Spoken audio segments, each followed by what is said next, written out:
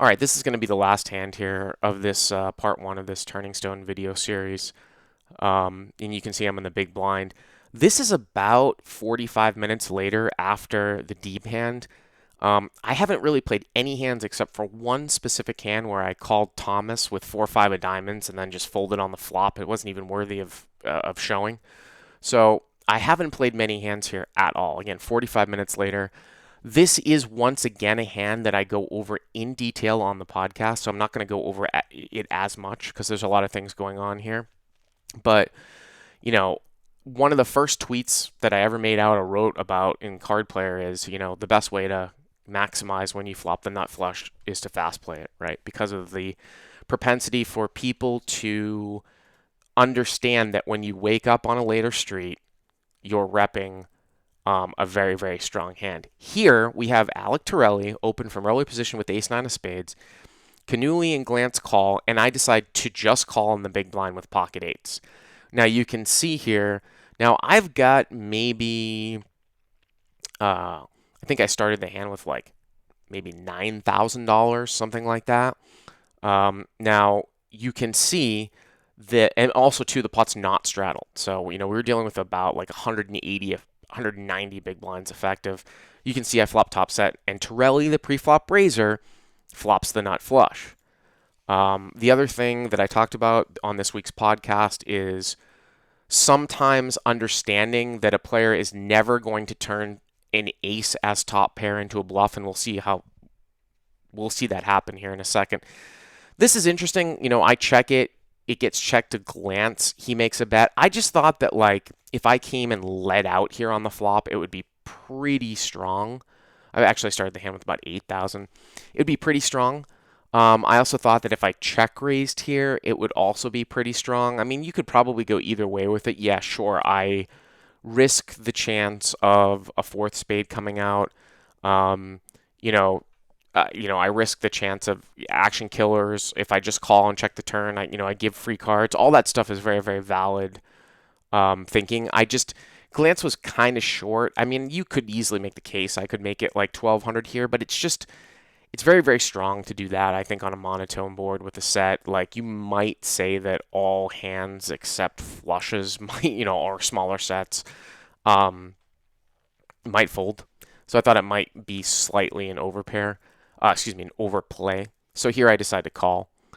And again, like I said in the podcast in detail, Torelli makes a very, very peculiar play here in my eyes. Obviously, I don't know what his hand is, but he overcalls the flop.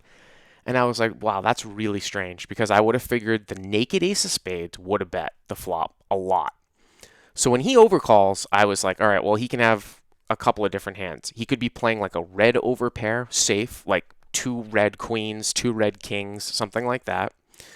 He could have maybe a high flush draw that's not the nut flush draw with overcards in the form of like ace king with the king of spades, king queen with the king of spades.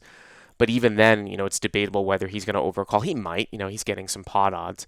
Those were the hands that I kind of thought, or of course, he's sandbagging the stone cold nuts.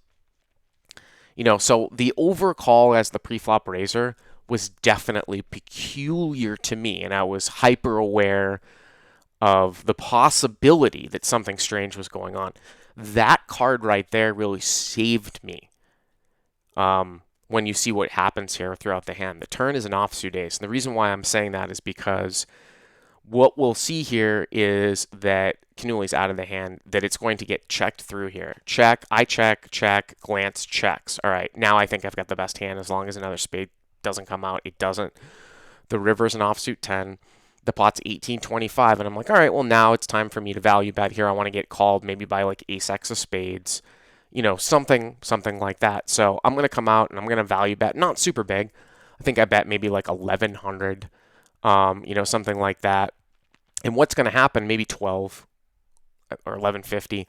What's going to happen here is Torelli is going to think about it for a little bit, and he's going to make a rather large raise to 46 or 4,700. Now, the reason why this whole hand goes down, or why I think this hand is so interesting, and why I say that I bet 1,100, why the ace is so interesting, is because remember what I said about what I thought that he raises to 4,500. What did I think that his flop check over calling range was as the pre-flop raiser? I thought it was a red overpair, right, that was playing safe. I thought that it was a hand like ace king with the king of spades. I thought that he would bet the ace of spades a fair amount, but maybe he does check it three ways, the ace of spades. Or I thought he was sandbagging the nuts. The reason why that the most important card in this hand is the turn is because, as I talked about in detail on the podcast this week, almost no one turns ace X of spades here into a bluff. It's basically impossible. Now, Torelli, I'm saying Torelli is capable. He's a world-class player. But in any of the games that you guys play, no one's ever turning what is an ace as top pair into a bluff. So that's why the turn really, really saves me. And when you go and watch this, whenever this comes out, actually, which is basically, maybe sometimes in 2016 when this comes out as an actual TV show, if they have the volume piped up, you'll hear Torelli say, "What do you have a set?" And then I said, "Are you turning the ace of spades into a bluff?" And I just thought that there was no way that he's turning the ace of spades into a bluff. I mean, and it's so infrequent that a guy raises basically the river as a total stone cold bluff. The only stone cold bluff that he could have here would be like king queen with the king of spades. If he's never raising the ace of spades as a bluff, then and just calling, then the only bluff, like I said, would be like king queen with the king of spades. And I think that that's somewhat suicidal with the line that I take here because I look really strong. Remember, I call, it gets checked through, and then I lead. Like he doesn't know that I don't have the nut flush. So I really feel like to make that bluff there, or most commonly to make that bluff, he would need to have at least the nut flush blocker. And because people don't turn top pair, which is an ace, into a bluff, it allowed me to easily fold that hand. Now it's different if the turn maybe is like an offsuit 3, and then the river's an offsuit 10. Okay, well then maybe I make, I think, well, he could have the ace of spades. He's raising with air here as a bluff. He's got the nut flush blocker, and he's just raising as a bluff. He doesn't have enough showdown call, value to call just with ace high. But here, he either has top pair, right, with the ace that he's not going to turn into a bluff, or he's sandbagging the nuts. So, again, I can't stress it enough. Empirical evidence. If you want to win, the best way to win a big pot when you flop the nut flush is to play it fast. Because if you do some bullshit that's tricky, you can see how waking up later on immediately makes a thinking player think that you're sandbagging something. And Torelli got a little bit unlucky that the way this board came down, and I was able to surmise that he has to have the nuts here. But if he bets flop, it's over. I would have got stacked. Over the 2 days, I ended up, I think I was up maybe 5,000 or 6,000. I won 4,000 on day 2, 2,000 on day 1. This was the hand that set the tone. Thank God. I mean, I'm looking at this I got a $10,000 gift here, or a $9,000 gift here, and the fact that he played this, he played this hand slow. Again, went in detail about, this hand on the podcast from this week as well.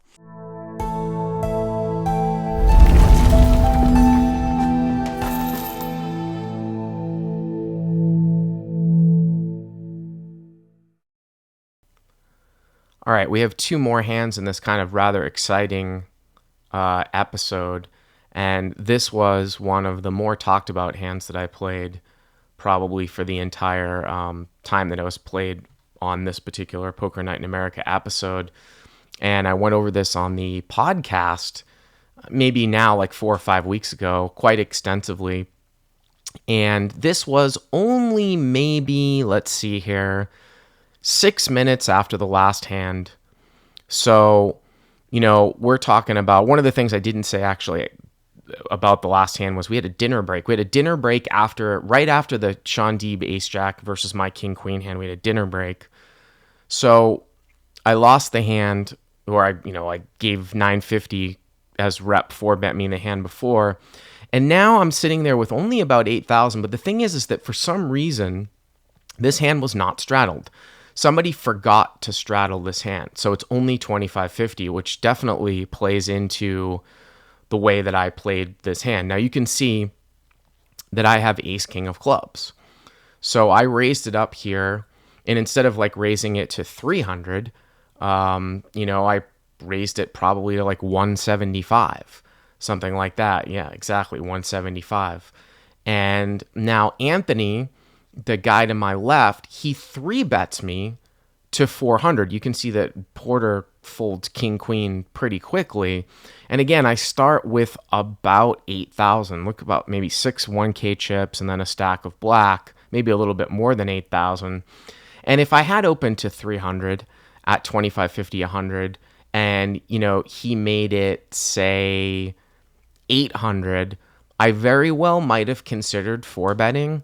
But with this type of stack depth, which I'm accustomed to, and me, really being comfortable continuing on after I miss with ace king, even from out of position, I said, all right, well, now I'm just going to call, because we are deeper. I'm also suited here too as well. He was down quite a bit. And, I'm kind of taking a look at his stack. He had kept, continued to add on. So here I make the call, and we'll see this pot about maybe 900 or 850 once they put the call in to the flop. So it's a 3-bet pot, and I'm out of position 875. And of course, 4-8-4 with a couple of spades. This is exactly the type of board that I'm talking about, where I'm never folding ace king, or if I make a call in a single raise pot with ace king or ace queen, it's just I'm not folding, because I think I have the best hand here. A fair amount of the time, I can rep certain things.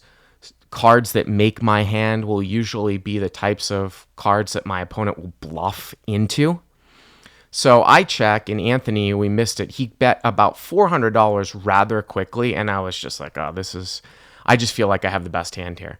I mean, the sizing was just such where I was like, you know what, I've got the best hand here. Let's see what this guy does on the turn. But I really feel like I've got a stranglehold on this hand. So I make the call, and we see really like one of the biggest bricks that we possibly could see here on the turn in the form of a deuce of clubs. It changes nothing. I check, and he just snap checks behind, which basically indicates to me, consistent with what I thought on the flop. I was like, all right, I've got the best hand here. Deuce of clubs comes on the turn, and I was just thinking basically in my head, give me a blank.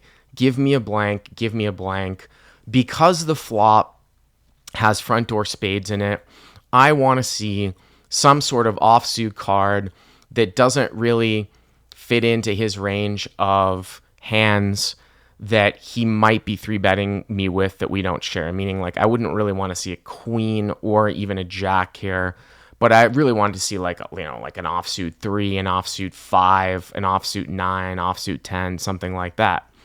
The other spot, or the other interesting card that I think that can come here, is an ace, because whenever you play ace king like this slow in a 3-bet pot, if the river rolls off an ace, if you're up against a guy that's going to bluff that ace, and I believe with queen 10, he would have bluffed the ace, or he's at least good enough to hand read where it looks like I have a pair and I'm checking the ace at the end, he should be value betting the ace. So in that spot, I really like to actually play it as a check raise, and that's probably what I would have done. If an offsuit ace had come here, I would have check raised, most likely. If an ace of spades had come, I probably am betting, just because, again, I know this guy's not a professional, so he very well might check behind some aces. I don't want to allow that. But if an offsuit ace comes, like I said, I get the best of both worlds in the form of getting a check raise value call against maybe an ace, making it look like I busted out on spades, and also getting him to sometimes bluff an ace when he doesn't have it. Unfortunately for me, not the biggest blank came at the end. It was the 9 of spades. Now, if it was an offsuit 9, it would be great. I'd already had it. By the way, I guess he only bet 300. I thought he bet 400. He bet 300 according to the graphics.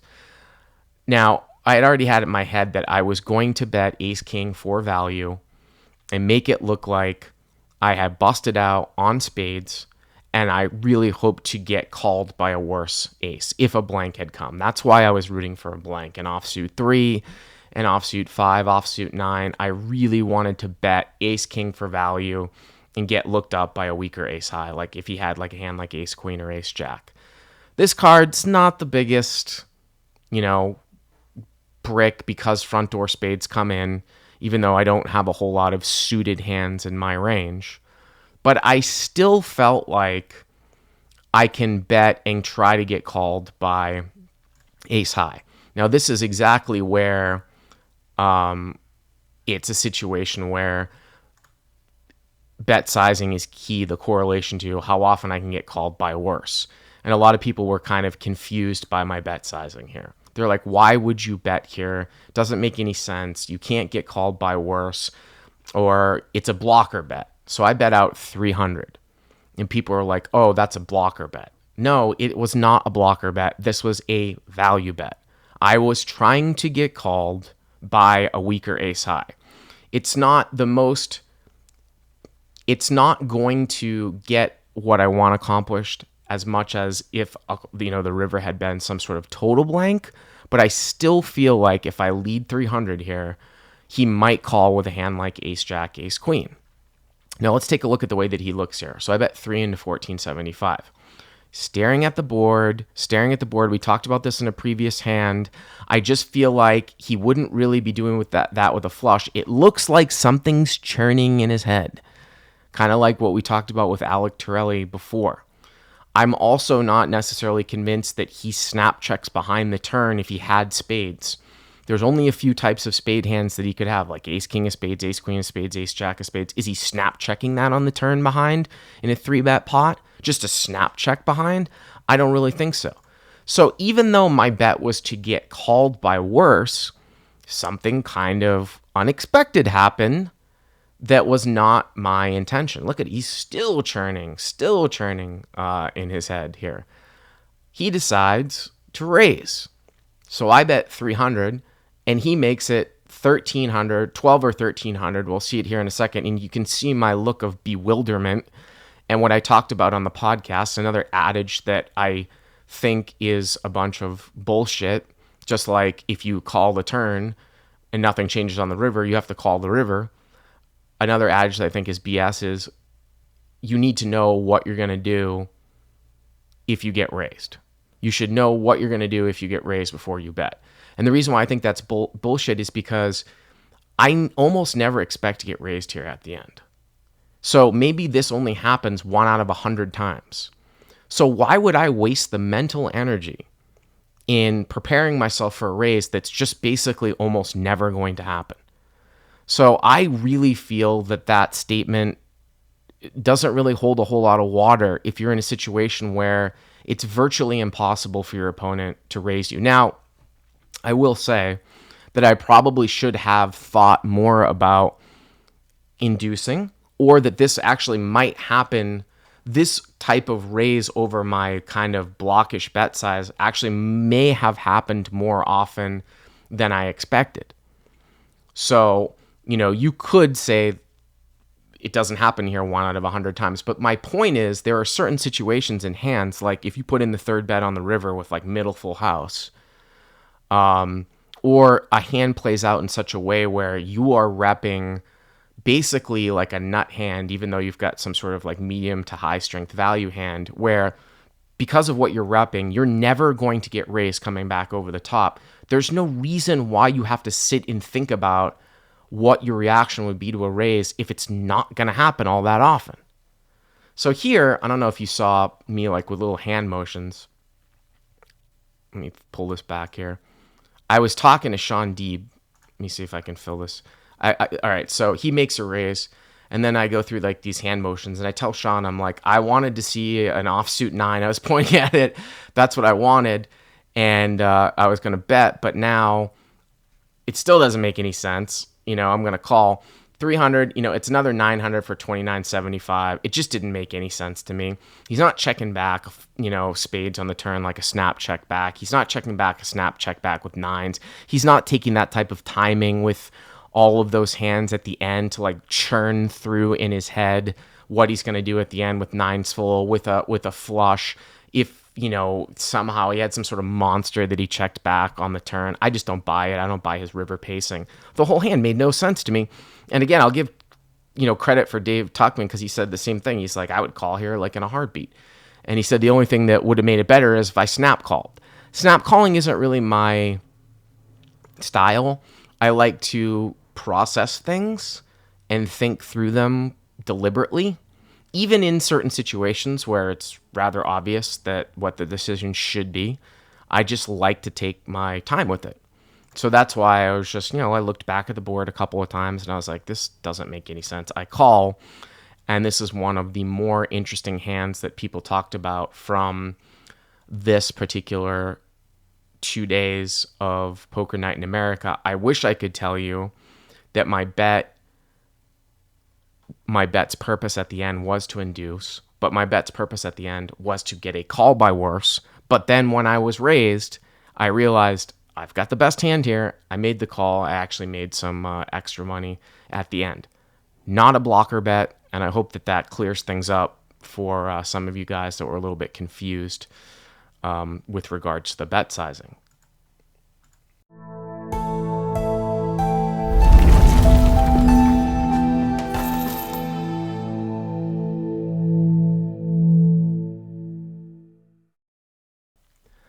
All right, guys, on to the last hand of this episode of Crush Live Poker.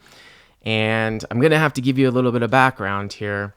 So this is an hour after the hand with me with the Ace King of Clubs beating Anthony in that pot. So there really hasn't been much that I've done in the last hour. Then about 20 minutes before this particular hand goes down, because we've probably played maybe 3 or 4 of this game that we started to play, somebody came up with the idea, I think it might have been Shaun Deeb, let's play Hold'em 1 card up, 1 card down with blinds. Now, I am not a guy that is a gamer or a game theory optimalist or whatever you want to call it. I was never like the type that like hopped on open face Chinese right away. I barely even play the game. There are guys that play poker because they just love to figure out different games, and I'm not that type of guy. I don't really have a lot of interest in games and new games and things like that. So I don't have that skill set of being able to figure out the optimal strategy for a new type of game like some people do. Bryce Yoki is a guy that pops into my mind, great OFC player that loves coming up and playing different games. I'm not that guy, but this is a game that really obviously was never really played. I've never seen it before. The more I think about it, it probably shouldn't have that much action because the high card, it's like really a Hold'em stud variant. Like the high card should, really be able to drive all the action. An interesting, thing about this though, and again, we'll get into the hands that I didn't play, later on in this series of videos, is that there were 2 different scenarios where a guy had a card up, like an 8 or a 9, actually had a pair, had to like split 9s and flopped a set. 2 different times. We've only played this game like 4 or 5 hands now, and there were 2 sets that were flopped. One was, which I'll definitely go over, Deeb when he flopped, I think, a set of 4s, and Torelli had Queen 9, and the board came out Jack 10X. And it was like, and then the turn was a Jack, and Torelli had called Deeb's check raise. And it was like, wow, Torelli obviously just with up and down open-ended folds the turn, but crazy if Torelli actually had, trip jacks, because he had a queen up. So, like if he had queen jack and the turn came another jack and Deeb with the set of 4s, the hidden set of 4s, it's pretty nuts when you think of it. Jack 10-4, Torelli had a queen up, Deeb had a 4 up, and Torelli had queen 9, not queen jack, and Deeb had split 4s. So there's been some action here in this round. Also, Cannuli and McKeehen got into a gigantic pot, all in for like 15,000 with, I think, like ace king against like split 9s. So it was a new game. No one really knew how to play it. Now, one of the things that I would have an advantage from for this particular game is I play mixed games, so I'm familiar with stud.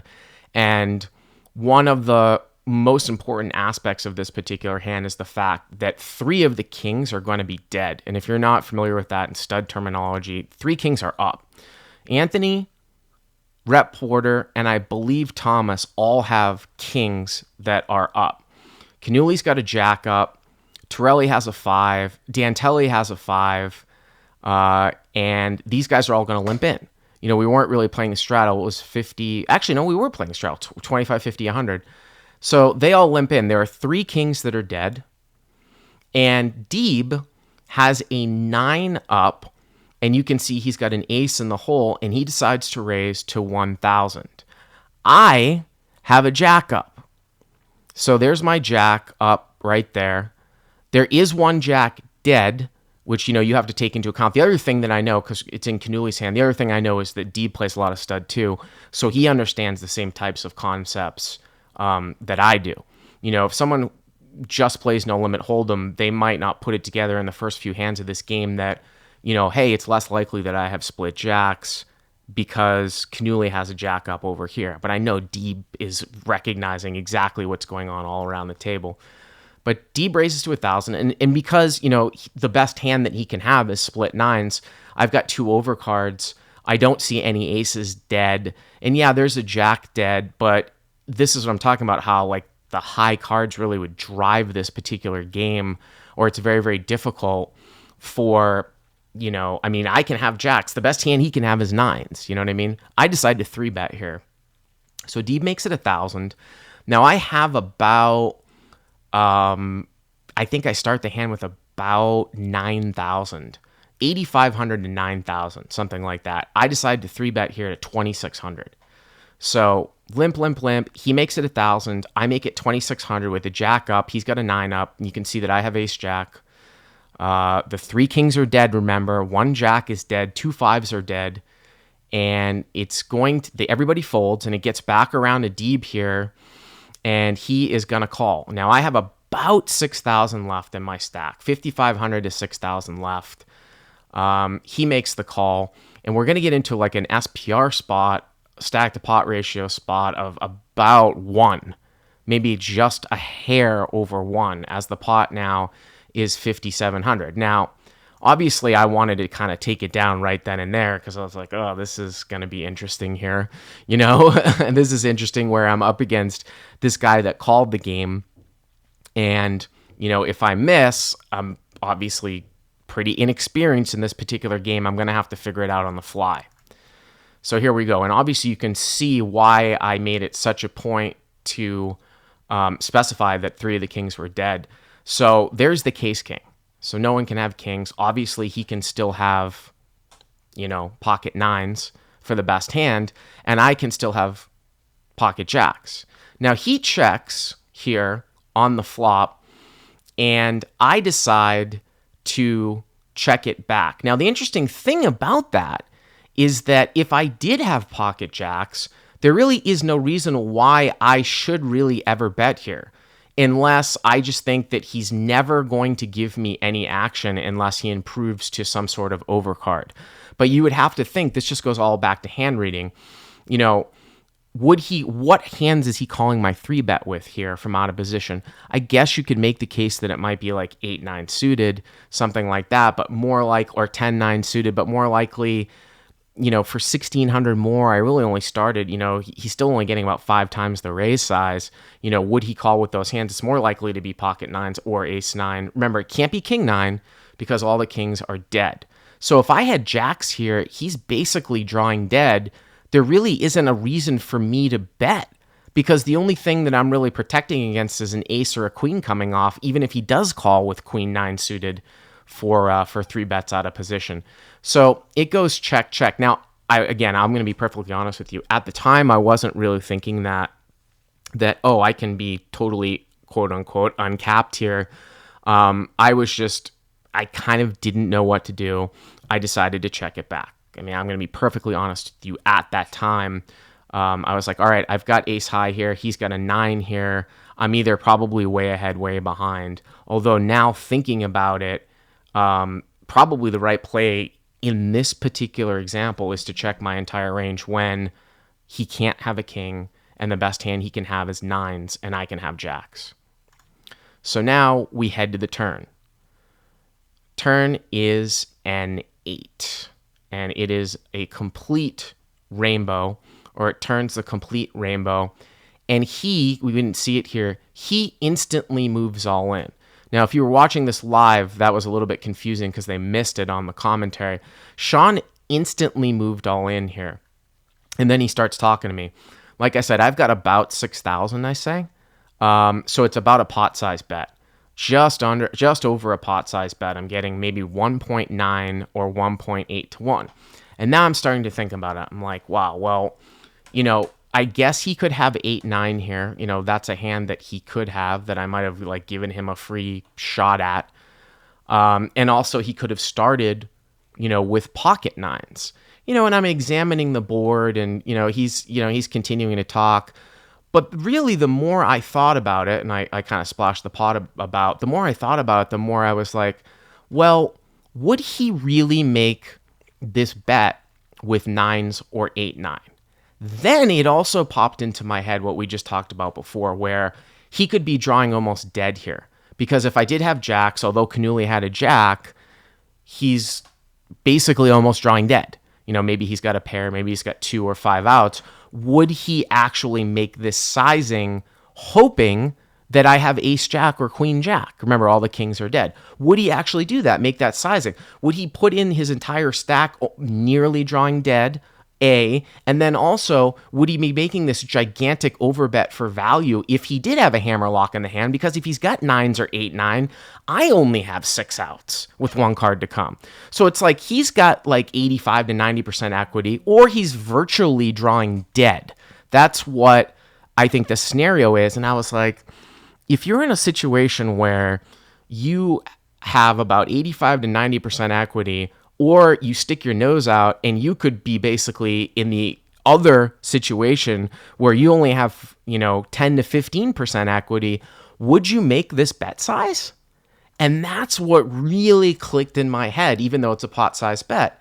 And I was like, if he's got ace 9, I've got him killed. And I said, this bet, or I finally, made the realization that I think that this bet is more likely to be a bluff than a value bet for all of those, all those types of reasons and all those variables. So I ended up taking a long time with it. He's talking to me. And again, I'm definitely no expert in playing a new game on the fly, but it really just had to do with bet sizing. And this is why all forms of poker kind of come back to each other. Even though this is, a stud hold'em variation, my experience in playing mostly no limit hold'em cash games, makes it that I pretty much came to that conclusion. I make the call with ace jack high and I'm good. And it pumps me up. I win about a $16,000 pot there, $17,000 pot with ace high. And I just told them, I'm like, I don't think you would make that type of sizing for value. And I said, you could be drawing dead here too. So, super way ahead, super way behind shouldn't represent, I think, that type of sizing there on the turn. So I was pretty happy with the way that I played that. Anyways, that's going to wrap it up here for this episode of Crush Live Poker. Thank you guys for being subscribers, and we'll see you all next time. We've got 3 more episodes of all the hands that I played here at the Turning Stone. So take it easy.